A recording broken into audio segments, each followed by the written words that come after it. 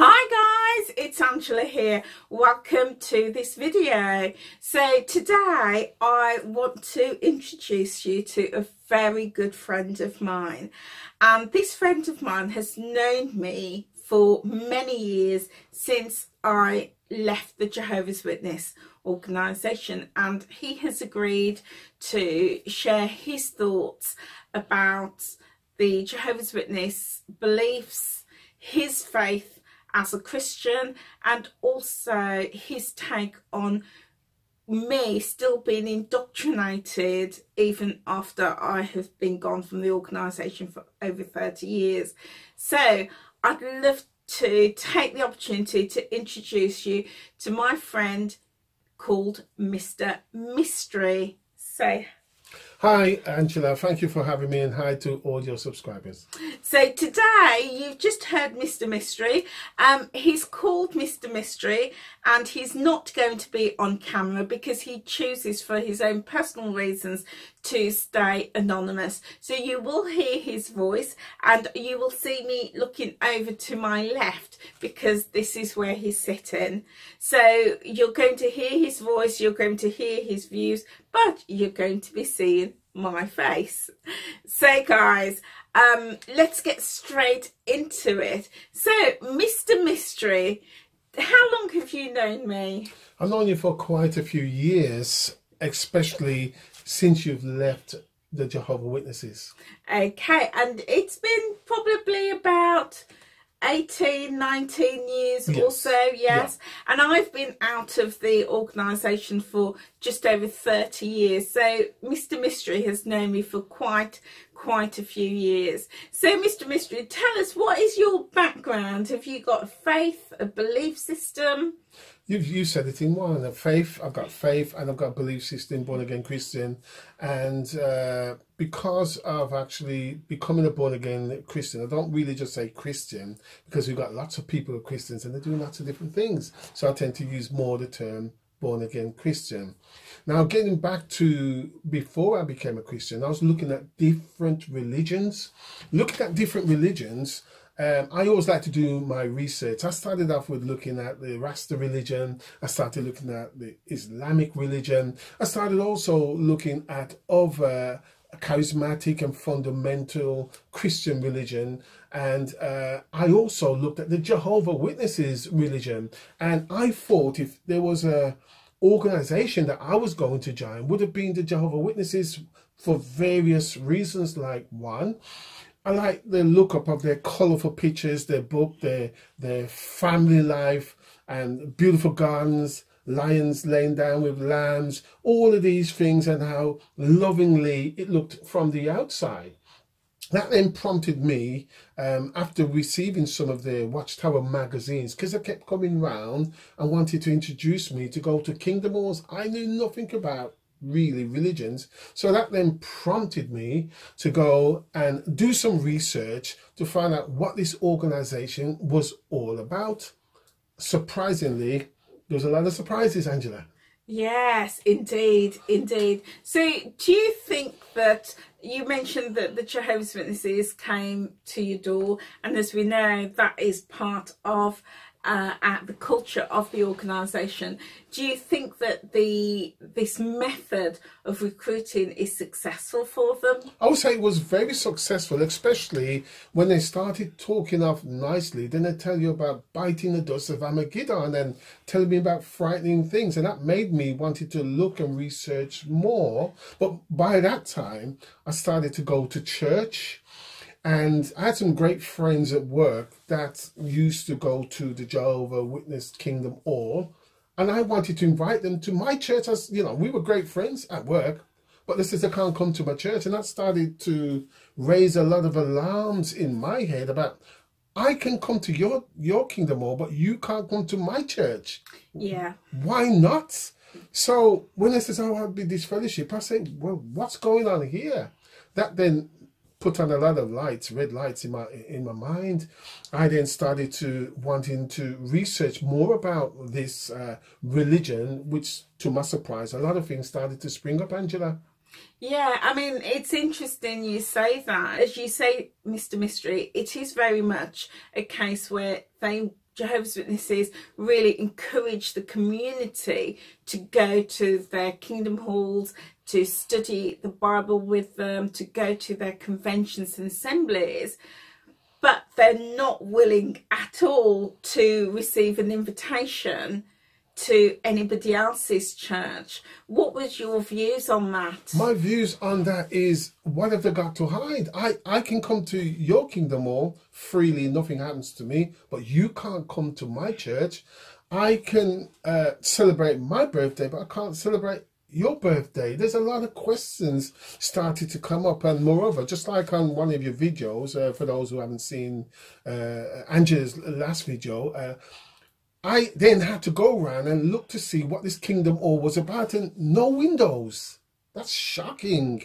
Yeah, yes. If you've not seen that video, I will put a link below for you to have a look at that video. So when you went and had a look at the outside of the kingdom hall, how does that compare to other churches that you've been to and other churches in the community? Well, what I'm about to say now, many people in the UK will know of a city called Birmingham. We have a prison called Winson Green, which has no windows.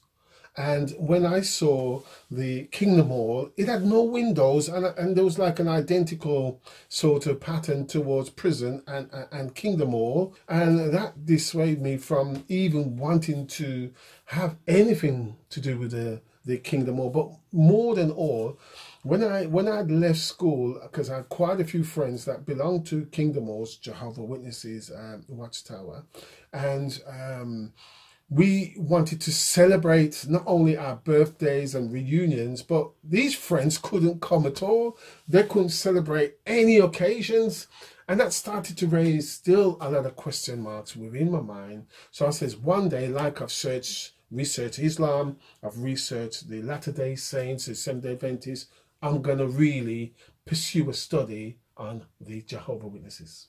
So did you at any point decide to have a Bible study with the Jehovah's Witnesses in order to look into the religion and to study it further? Yes. Well, firstly, I had I gotta say, I had a doorstep sort of Bible study with them, because there was a group of them. They didn't come into the house, but they were willing to discuss many things on the doorstep and leave a lot of magazines, their literature. And you had one person that always stayed silent in the background while the other person is hammering away. So I wonder, well, how comes it that everyone's not talking?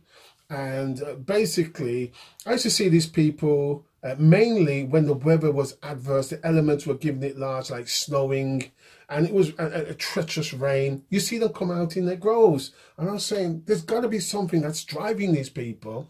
And one day, to my amazement, I started to dig in, as promised, into the research to find out what the Watchtower magazines and also the Watchtower organization was all about. So I started off with looking at the founder, which was Charles Taze Russell, who then got succeeded by Judge Rutherford. But that's another massive subject in itself, Angela. So you mentioned that you had a doorstep meeting with Jehovah's Witnesses. Did you not invite them into your home? I did not invite them into my home, because within 3 minutes of us discussing, they started to get strict. They started to talk about, I'm going to bite the dust of the Armageddon. And I says, well, if I invite them in and I want them out, there's going to be a little bit of a kind of really hot water going on here. So I wanted to keep it independent, where they were on my doorstep. They can say what they wanted. I can say what I wanted. If we then on the doorstep became friends, I would have invited them in. But they could not answer my question why my friend who goes to Kingdom Hall, right, they could not come to my church, else the word which I heard it for the first time from them was disfellowship. They would no longer be a part of their organization. In fact, if they were seen talking to me outside of their organization, outside of normal work, there could be a problem. And I can't understand how that could be when I have my birthdays with all of my other great friends are coming to my birthday. They couldn't come and they couldn't celebrate their own birthday. So I just couldn't get my head around it. But there came a time where I started to study, and then answers were unfolding to me, which then painted a very dark side regarding the Jehovah Witnesses. And let's cross this bridge. When I met someone like yourself, and you told me you had come away from the Jehovah Witnesses, and I asked you key questions, certain questions was a no-go. You were still, Angela, indoctrinated deeply by the Jehovah Witnesses organization, and it was something which you yourself couldn't break out of. Okay, so Mr. Mystery, so you saying that I was still heavily indoctrinated? Absolutely, I'm actually saying that and more, because basically we will have a normal conversation, Angela, and then afterwards, when the subject of Jehovah Witnesses came up, I was in the red corner and you was in the blue corner, and the bell just went. And when I started to put questions to you, I just saw the head of the Jehovah Witnesses organization on you as an individual, and then and you started to breathe deeper, and I could see a defense actually coming up. So it was like a little wrestling match here. So basically what I'm actually saying is that it took ages to try and get you to actually see basic things which weren't right regarding the Jehovah Witnesses. Until today, you're now admitting to me, if I knew now what I knew then, you wouldn't have been like that. But you still had that invisible defense. Yeah, I mean, yeah, I have to be honest. I have to be honest. Even though I've been out of the Jehovah's Witnesses for over 30 years, the indoctrination is so deep. It takes a very long time to deprogram, and the reason it was so deep for me was because I was born in, my parents, my brothers and sisters, I'm the youngest in my family, and all my brothers and sisters and my parents were Jehovah's Witnesses. My parents were baptized, my brothers and sisters were all going, and so when I was born, I'm sure as soon as we left the hospital, we were straight in the Kingdom Hall. And when you're growing up, and your earliest memories is that of being in the Kingdom Hall, surrounded by Jehovah's Witnesses, going to meetings, reading Watchtowers, studying the books, that is all you know. You have nothing else. And when I got to school, well, even before I got to school and I was growing up, I was only allowed to play with Jehovah's Witnesses. When I went to school, I was only allowed to have Jehovah's Witnesses as friends. We weren't allowed to do RE. I wasn't allowed to go into RE, religious educations. I weren't, as you mentioned, you had friends who went to other churches. I wasn't ever allowed to do that. So I lived in a bubble. I lived completely in a bubble, and anybody who's a Jehovah's Witness, who grew up as a Jehovah's Witness and have children that are growing up in the Jehovah's Witnesses religion will totally understand that your world is a bubble. All you know is the Jehovah's Witness. You wear the badge, you read the book, you wear the uniform, that is it. So I had nothing to compare my life with. I had nothing to compare my belief system, my thoughts, my life with. So yes, when we did meet, I was still, even though I'd been gone for years out of the religion, what the religion also does, it surrounds you with fear. And even though I'd stopped going, I had a lot of fear, and I'm going to do another video for my viewers at another point. And just before you do that video, Angela, you had the fear, but you also had an automatic defense to defend the organization. But what used to get me is when your family used to come around, your sisters and your brothers, you automatically became a staunch Jehovah Witness member.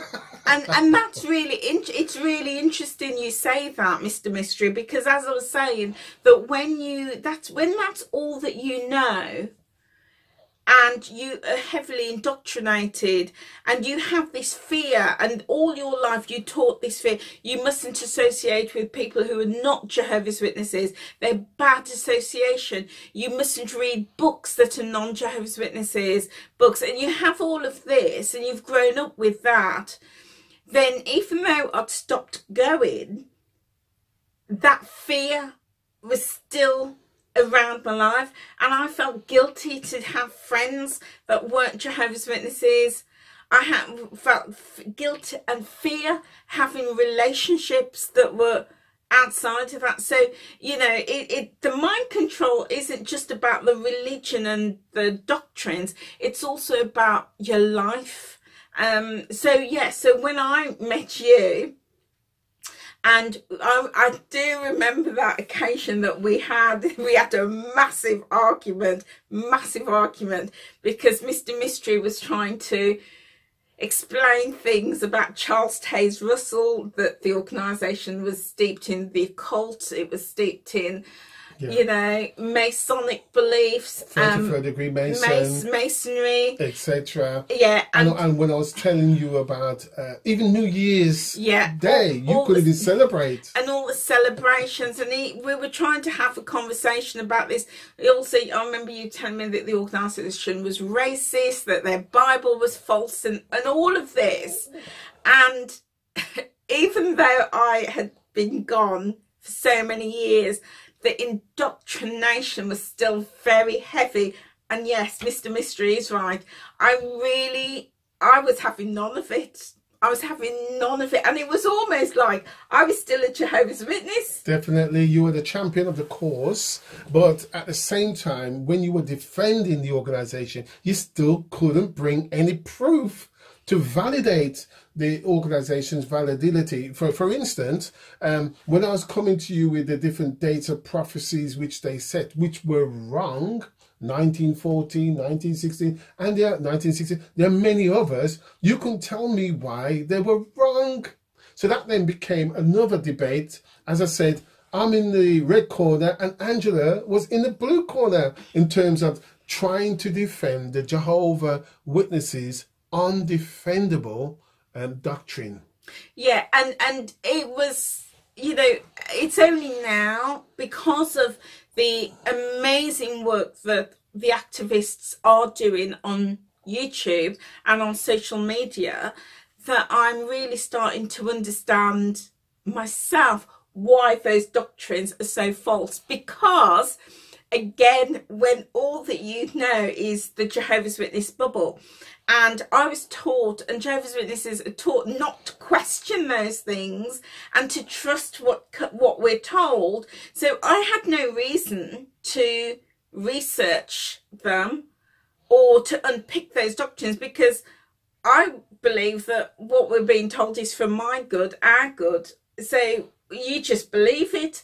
So it's only now in the last 3 or 4 years that I'm really unpicking those doctrines, and I think you've been a catalyst to helping me to understand why Jehovah's Witnesses is a false religion, although I didn't want to hear it at the time. That's right. And I've got to say to anyone that may be listening, you see, sometimes when these Watchtower organizations, the Jehovah's Witness organizations are coming to you, do not take it personal, because what I did learn along the way on my religious pursuit is that you have at the top of the organization, as many cult organizations, deceivers, and you have at the bottom the deceived. There's just 2 different categories, and when you can identify the difference between the deceivers and the deceived, you will know it's nothing personal. And that's basically how I looked at it. And it made me a total different person. So I can, so if you're out there and you think that we're bashing you as an individual, it's not about individuals. It's about the deception of an organization that cannot come out with facts that are destroying individuals' lives. Yeah, absolutely.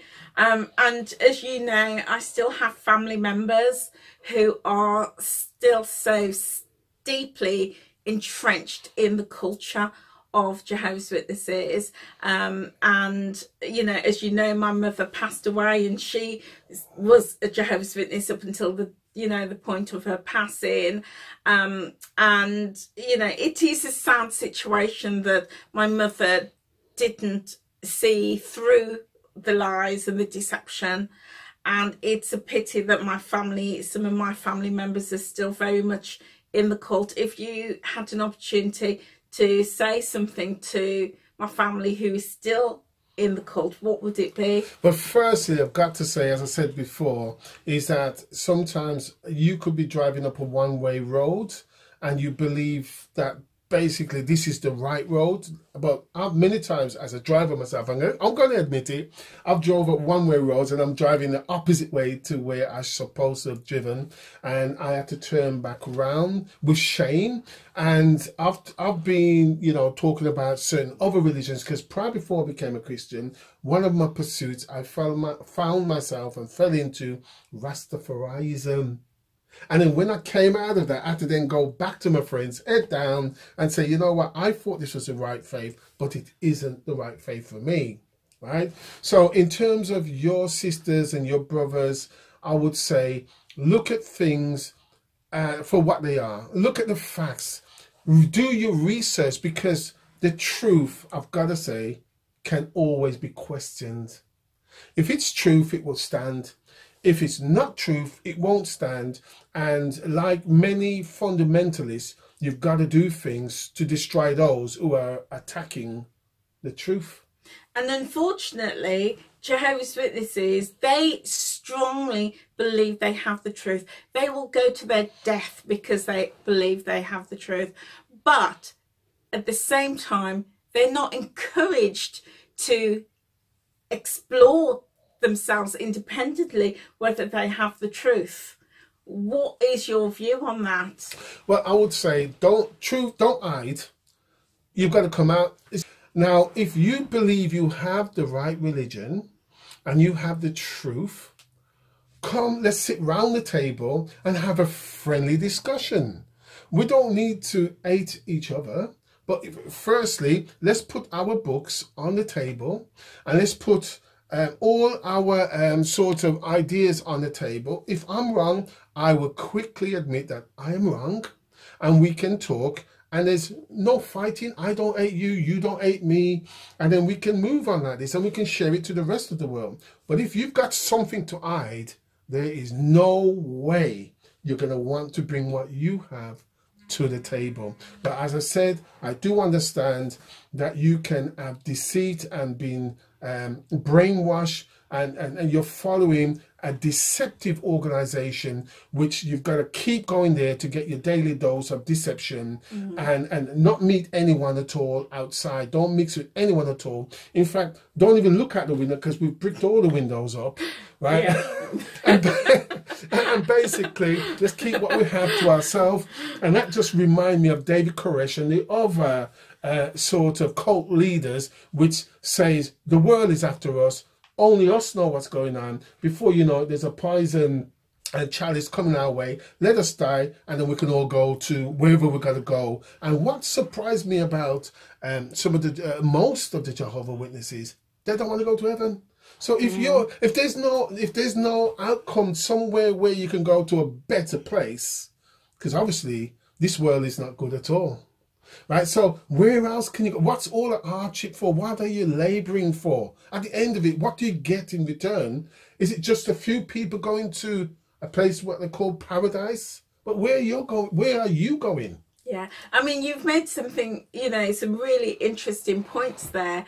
And you know, one thing that I do want to pick up on, just going back to the indoctrination, would you say that I'm still heavily indoctrinated now, or do you think that my deprogramming has taken place? Certainly is happening. I would say 100%. You've actually made a 180% turnaround. And not only that, you're smiling. You're smiling, and you've changed your lifestyle. You've changed yourself, and obviously you're reaching out not only to your family, but you're reaching out to whoever may have found themselves in a situation, in an organization where you can't ask questions. I mean, I do feel though that even though I've come a long way, I've still got some deprogramming to do, and there are certain areas and certain aspects of my life, and I don't know if you'd agree with me, where I still am under the Jehovah's Witness thinking on certain areas. Would you agree? Yes, certainly. I would agree with that, because obviously when you're indoctrinated by an organization for so many years, which affect every aspect of your life, control, I've got to use the term control, because it's a controlling force, right? And it takes a while before you can actually get out of that complete grasp. It's a grasp, and actually develop your own lifestyles, develop your own deprogramming package, so to speak, because there's no hospital you can go to deprogram yourself, and there's no institution you can go to. Basically, there's got to be, which I believe for what you're doing in terms of going on YouTube, blowing the whistle, you know, exposing the organization. I believe many who are listening right now that may find themselves in a situation where they want out, or they've been out of the organization, but still there's some invisible cords that are still binding you, and those cords may at times feel like chains, because you don't know a way out, because you need to be sort of processed out of that sort of bondage. Yeah, absolutely. I mean, certainly speaking from my own experience, even after I left the Jehovah's Witness, I found it really difficult to make friends just with people generally out in the world, as Jehovah's Witnesses would call it. I found it difficult to make friends with people at work, my neighbours, because the Jehovah's Witnesses teach you that they are worldly people and they're bad people, they're bad associations. So learning to overcome that was a challenge for me. Even things like celebrating birthdays and Christmas and Easter and Mother's Day and things like that was a real challenge. And I remember it was only after I had my son that I started to really get comfortable with celebrating Christmas. And I only started celebrating it for him because I didn't want him to feel as though he was missing out. But it took me before I had my son and I'd left the Witnesses, I didn't celebrate Christmas, Easter, birthdays. I just didn't, because I was still, you know, deprogramming. So I do think that I've come a long way, but would you say I've still got a little bit of decoding left? Yes, obviously it's going to take a while to deprogram yourself, as a lot of people may be listening, that they're out, but you can still feel the grasp, the very claws of the organization, especially when your birthday comes. You may take a little stand back, whether to celebrate your birthday, when New Year come, when special occasions come, and even choosing certain types of jobs. And even for me, going to other churches. I mean, I've been along to other churches and I've thoroughly enjoyed their services. But it took me years to be able to step inside a church. And I remember saying to you that after I'd left the Witnesses, I couldn't step inside a church. I just literally couldn't do that. What was your first feelings when you went across the threshold of a church? Well, I remember being in town and being stopped to take part in a survey. And it was cold, it was wet, and the lady doing the survey just said to me, just step inside the church for me and, you know, we'll be warm and we could feel it. And just fear just gripped me, just literally gripped me. And I said, no, I can't. And she was like, are you okay? I said, no, I can't step inside of a church.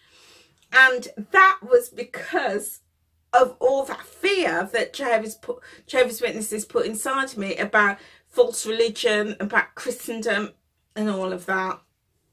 But So, what was your question? Yeah, well, my question is, when you step across the threshold of a church, and when your thoughts, well, you just explained it quite eloquently. You had fear, you had anguish. The lady had to ask you, is there something wrong? Yeah. Now, there are lots more I can see. Even when you're talking, I can see the anxiousness of you. So, and I've been gone 30 years. It's crazy. It's absolutely crazy. So the grasp is still there, and I know that many who's listening to this video now can feel the same anguish, knowing their first experience of going to a church. You probably had turned down lots of weddings in churches before of your friends because of your indoctrination, even though you left the organization. I remember going to my first christening. And again, christenings was something that as Jehovah's Witnesses we didn't do. And I remember being invited to my first christening and the anxiety that I suffered about going to a christening, it was just dreadful. So yeah, you know, and I think, you know, unless you've been a Jehovah's Witness, you wouldn't appreciate, you know, the anxiety around stepping inside a church, going to a christening inside a church, and all of these normal activities. But yeah.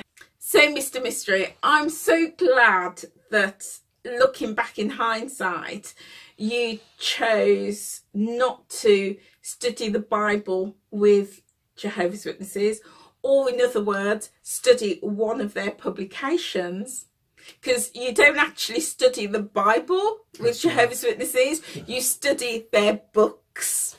I'm glad that you actually said that, because on my journey in my research, right, I was shocked when they said to me, you can't study the Bible alone. I'm not allowed, or you shouldn't be studying the Bible alone. This is my Bible. I should be able to study it. No, there's a Watchtower magazine organization. They interpret the Bible for you. I used to say, but hold on, can't God speak for himself? And that's one of the things. And I remember this other Jehovah's Witness lady who had left said to me, I says, they keep knocking my door, and I still have this debate on the stairs, but I've reached to a stage now that the lady says to me, just let them talk for 7 minutes. They've only got 7 minutes to talk, and they're hoping that something will get your goat up, and that then extends their conversation. So I remember this time in question that they came around the door and they started talking, and I said, yes, do go on. And the lady was embarrassed that I wasn't fighting her back. I said, please do go on. And they said, I've got nothing else to say. And when I saw that practice worked, I asked them a well-placed question. They says, I'm sorry, but we've got to go. And we'll come back to you. They'd never come back. Every time they come to my door, I let them talk for 7 minutes. They've got nothing to say after 7 minutes. I asked them a well-placed question. They says, oh, they've got to go and speak to someone, but we will get back. The lady says to me, if I take any of their literature, they are forced to come back. But if you don't take any literature, they won't come back. Yeah, that's a really interesting perspective. So you let a Jehovah's Witness talk for 7 minutes, and then when they run out of things to say, you refuse to take their literature, and then they don't come back. And that's really interesting because as part of being a Jehovah's Witness, one of the meetings that I used to go to in the week was the service meeting and the theocratic ministry school.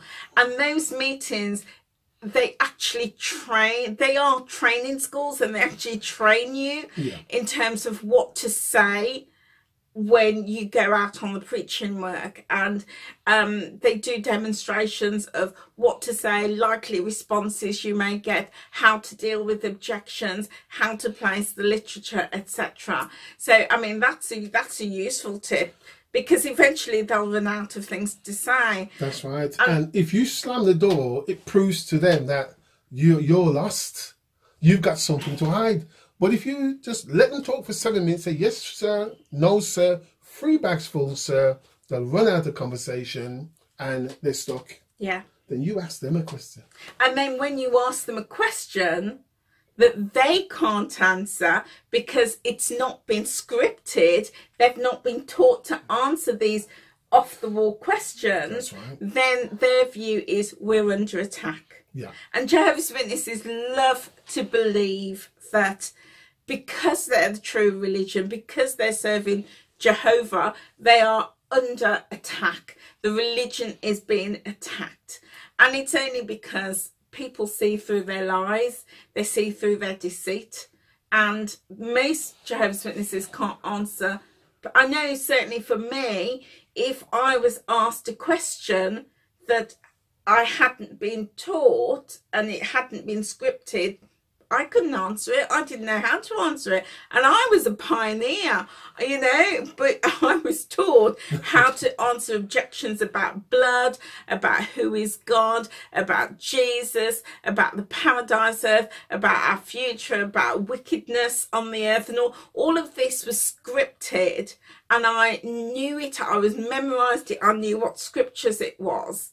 And I could answer them eloquently. But if you asked me an off-the-wall question, such as who is Charles Taze Russell and was he a Mason, or what is on his headstone, or anything other than what was scripted, I didn't have a clue.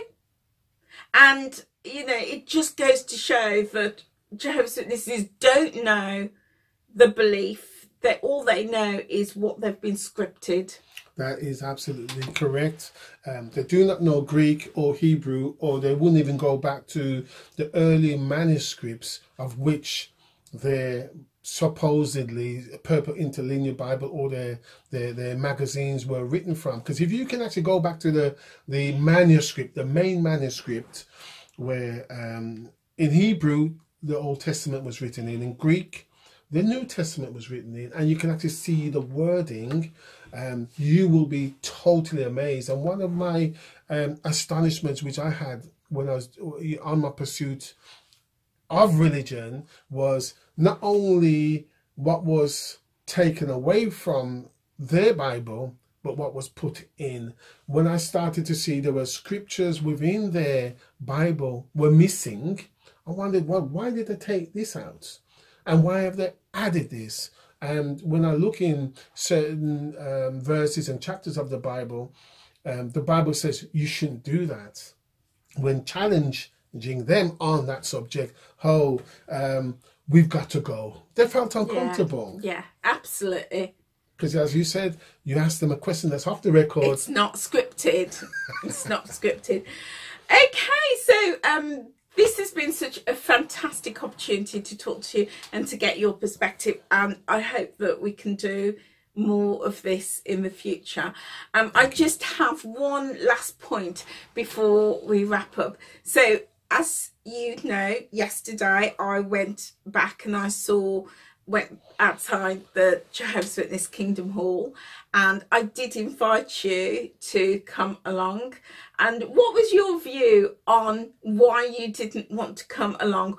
I've also invited Mr. Mystery to come along with me to a meeting, a Jehovah's Witness meeting, just because I wanted him to just see what it was all about, and to for me to just put all of those feelings and my past to rest. Can you explain why you didn't want to come? Number one, I knew that there would be a lot of emotion, or the emotional card would have been endured as soon as you went to the very gates of where you spent most of your childhood, where you would have had family memories, fond memories, and also sad memories at the same time. Because looking at one of your videos where you went to them for help in terms of your mother's funeral, things didn't go to plan. And that video, I'll post a link to it below. That's right. The reason why I did not want to go to the Jehovah Witness Kingdom Home, because knowing what I know now, it's an occultic place. And they do not practice true Christianity or biblical practices or doctrines, anything like that. It's a place where they brainwash people. There's a lot of occultic practices that are practicing in there. As I said to you before, there's the deceivers and then there's the deceived. I don't like to go to satanic temples where they practice Well, a cult, really. You can't ask no questions. Whatever they're doing cannot be challenged. Now, I don't want any other transference of spirits as well, because obviously when you go into satanic temples, there are spirits flying around. I don't really want to be caught up with any of those sort of spirits. I would gladly talk to individuals outside the temple. But going to the threshold or inside of a satanic temple, because that's what I class it as, because that's what a cult means. They do things hiddenly, they do not want to show their hand, you can't question the truth. And basically, it's not about the Bible that I'm going to be going to learn about, it's about a Watchtower magazine. So their greatest authority comes from the Watchtower magazine. The publishing company. The publishing company. So if I wanted to hear from God, I've got to get one of these Watchtower magazines from the publishing temple. Well, that can never be right. Come on, that could never, ever be right. Well, Mr. Mystery, thank you so much for sharing your views and your perspectives. I hope you have enjoyed listening to this video. And I just once again want to thank Mr. Mystery for his time and his perspective, its views. It's been really interesting, and I've thoroughly enjoyed it. Yeah, it's been a pleasure to be here because there's a lot to learn. Yeah, and we're going to be hopefully doing more videos and more interviews with both with Mr. Mystery and with various people who have different takes on the Jehovah's Witness beliefs, religion, and the aftermath of it. So guys, thank you so much. Please hit that subscribe button and like the video and check out the links below, and I look forward to seeing you on another video. Have a great day.